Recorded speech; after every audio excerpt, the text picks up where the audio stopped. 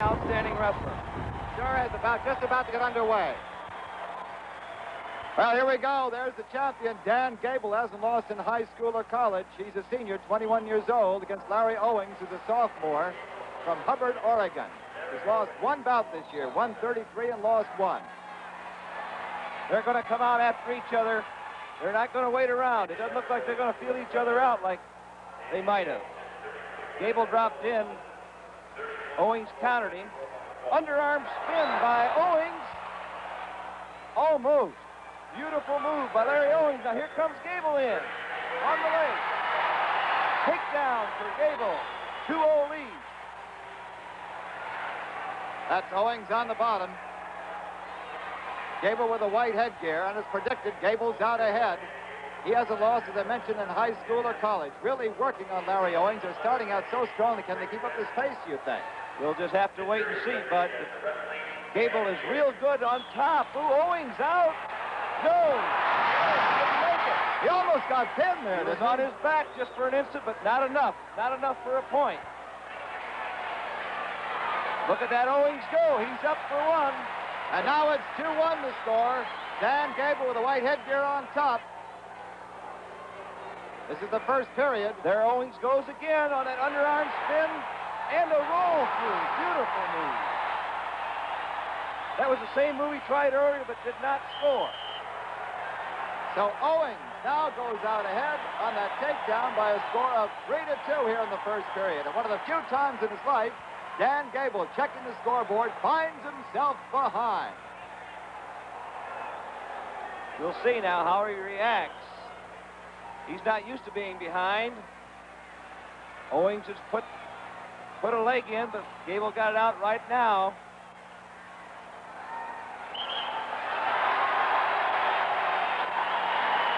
Gable checking the time once again. Few moments left here in the first 2-minute period. Calls for timeout to tie his shoes. Of course, Bud, now, when they go off the edge, they'll come back to the center and start again, just as they did before. The mat is 32 feet in diameter. Looks like Gable's getting out of there, up over top, but Owings stays with him. Now, Gable seems to be going off the mat all the time. Why? He's a very offensive wrestler. I don't know, Bud. I'm not used to... I've seen Dan Gable wrestle over 20 bouts, and, of course, I've never seen him go off the mat before. Well, would the referee begin to warn him about that or not? Well, of course, if you do it very often, they can call you for going off. And there's the end of the first period, with Owings on top of Dan Gable by a score of 3-2. You see Pascal Perry flip the coin, and Dan Gable has received his choice, and he chooses top. He wants to break this Owings kid down and try and turn him. Put him on his back.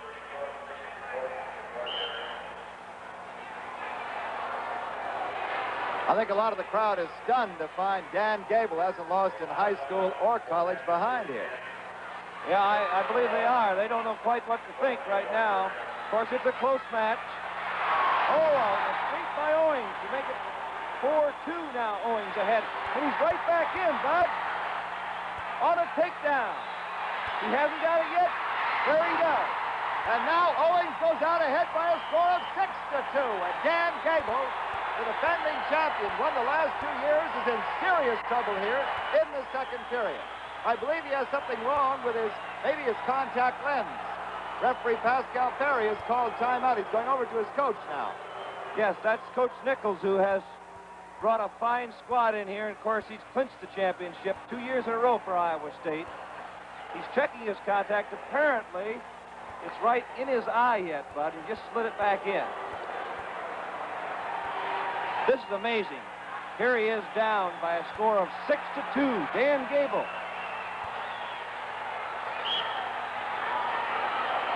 Now Owings goes for that far cradle. He's got his hands locked.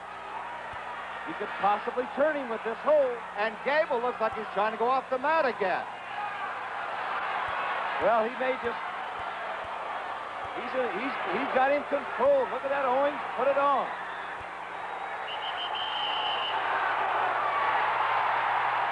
That was a point, Bud. He called him. 1 point, falling off the mat. That means a point for Owings.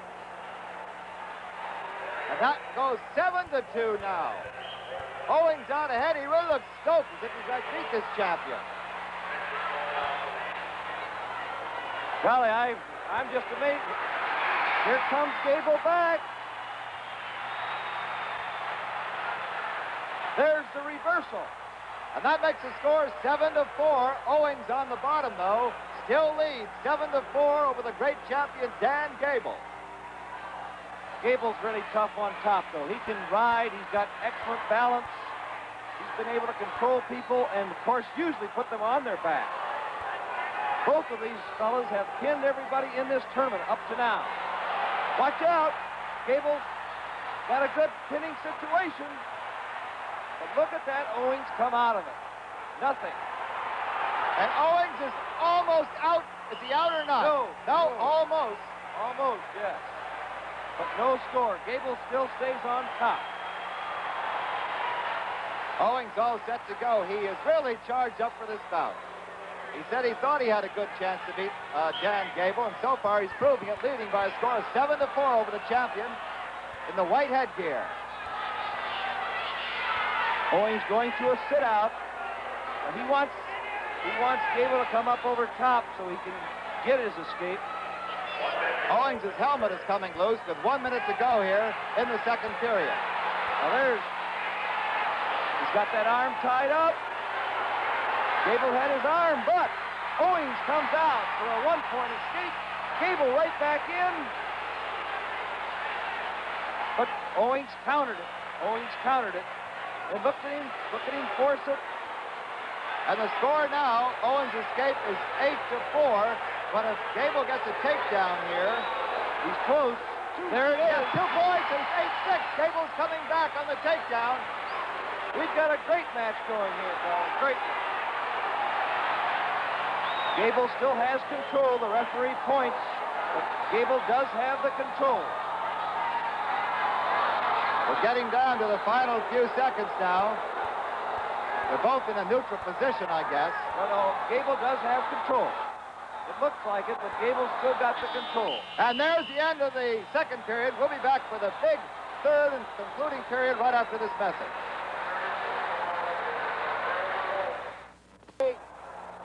Watch me. Wait for the whistle. Keep your foot in, Iowa State. You false start, Washington. Wait till I blow the whistle. Don't move once I tell you you're set. Ready? And the big crowd here of around 9,000 is stunned as Dan Gable, undefeated in high school and college, is losing to the sophomore from University of Washington, Larry Owings. And Dan Gable on top. We're trying to get on top. He's trying to get on top. And I believe he's going to make it now. Owings had that cradle on, but lost it. He was trying to turn him, but actually got reversed. So now the score is 8-8. It's a tie match.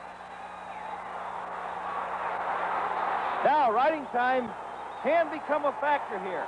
Gable, of course, is excellent on top. He can control his opponents. If he can build up enough riding time, then he can score 1 or 2 points. He must have 1 minute more than Owings for 1 point, 2 minutes more for 2 points. Look at him work on that arm. This is what we call he's coming up heavy, riding Owings real strong.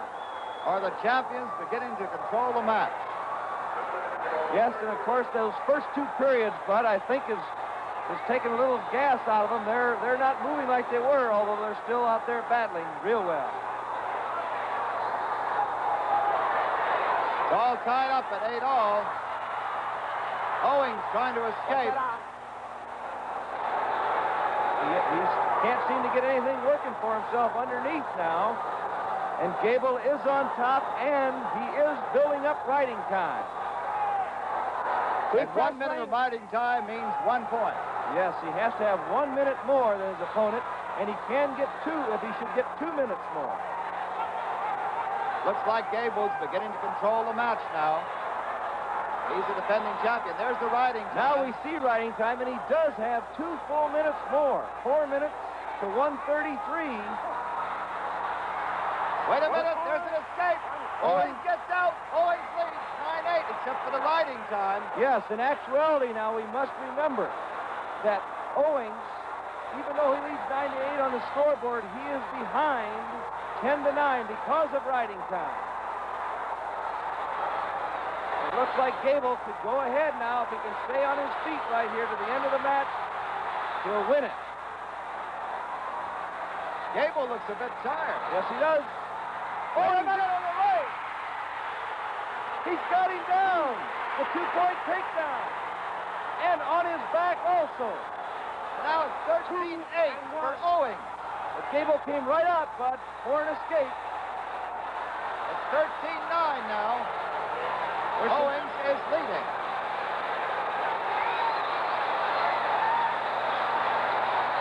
There's not much time left, Bud. What's the match?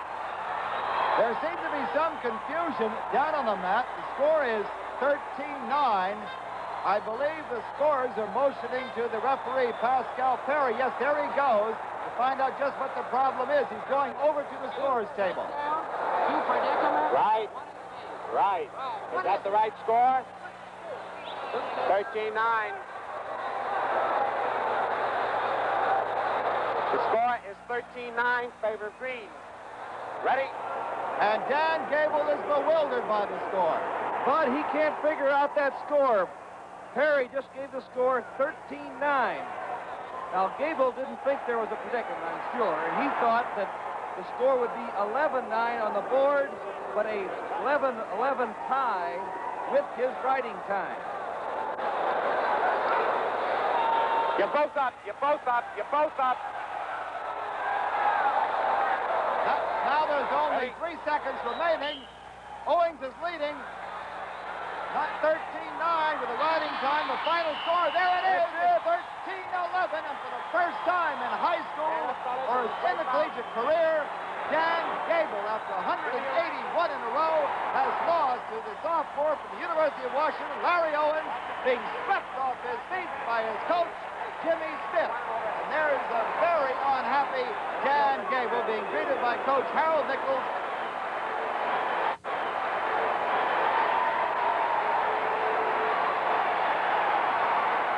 Larry Owings, ladies and gentlemen, congratulations. Breaking that streak of Dan Gable. That's the first match he's lost in high school or college. Thank you.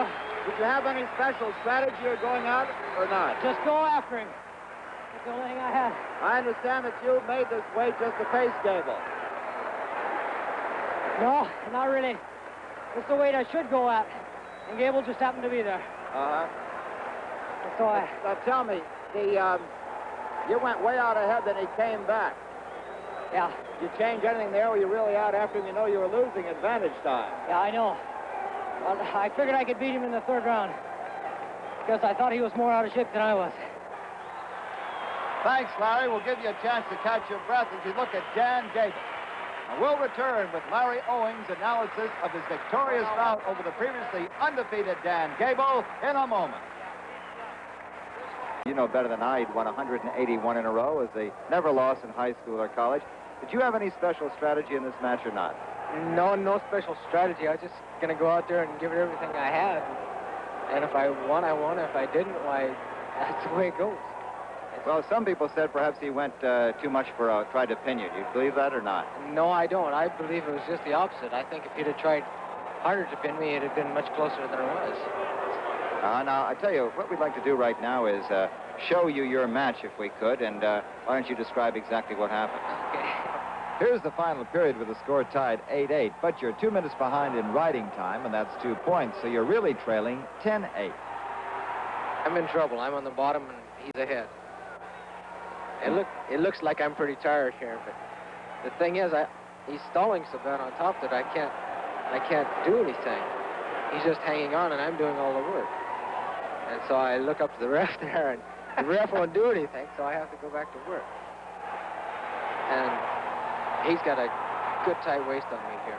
You can see how much the advantage he has on you, time advantage. It's 4 minutes to 1:33. Yeah, I went up fast. There, I finally got my escape. There's a point for you. Now it's 9-8. Yeah, my favorite, but he's ahead on riding time. Now, I got to push him here because I realize that he's getting tired. And I'm not real tired, but I'm awful tired, but I feel I've got more left than he does. You actually sense that in the match? I feel I can't. I keep working. I'm trying for a near cradle here, but I can't quite reach it. Now, there's where I got my 2 points predicament and 2-point takedown. And then he came out of it and got a 1-point escape. So now the score should be 13-9 my favor, but he still has his 2 points riding time. And right here we go out of bounds. I think there's 3 seconds left. I'm really happy. I'm not kidding you. Well, you should be, Larry. A tremendous win. And Ken, let's take another look in slow motion at that final bit of action that broke Dan Gable's winning streak. But as Larry says, he's trying to get a cradle here, but he can't make it. So what he does, as Gable comes back up to his feet, he picks that leg and takes it up in the air and puts Gable down for the takedown.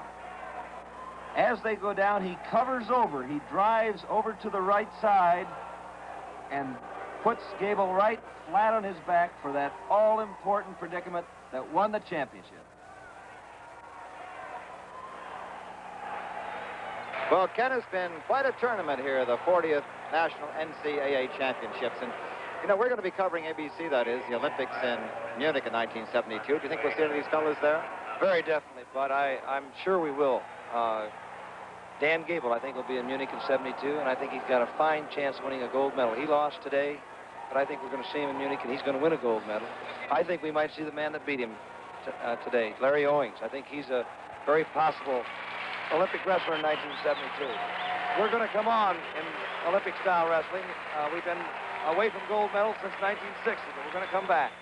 Ken Kraft, great working with you. Organized a beautiful tournament here. Good luck to you. You're the wrestling coach at Northwestern. Maybe you'll be winning a team championship sometime. Well, let's hope so, Bud. Thank you. Dan Gable, probably the greatest wrestler in intercollegiate history. You saw him lose the first bout of his school career. But you'll hear more from Dan Gable again at the Olympics in 1972. And here's Larry Owings, upset winner of Dan Gable and voted outstanding wrestler of the 1970 NCAA Wrestling Championships. Well, that's it. Now let's rejoin Jim McKay in Pepperell, Massachusetts for the third and final heat of the International Motocross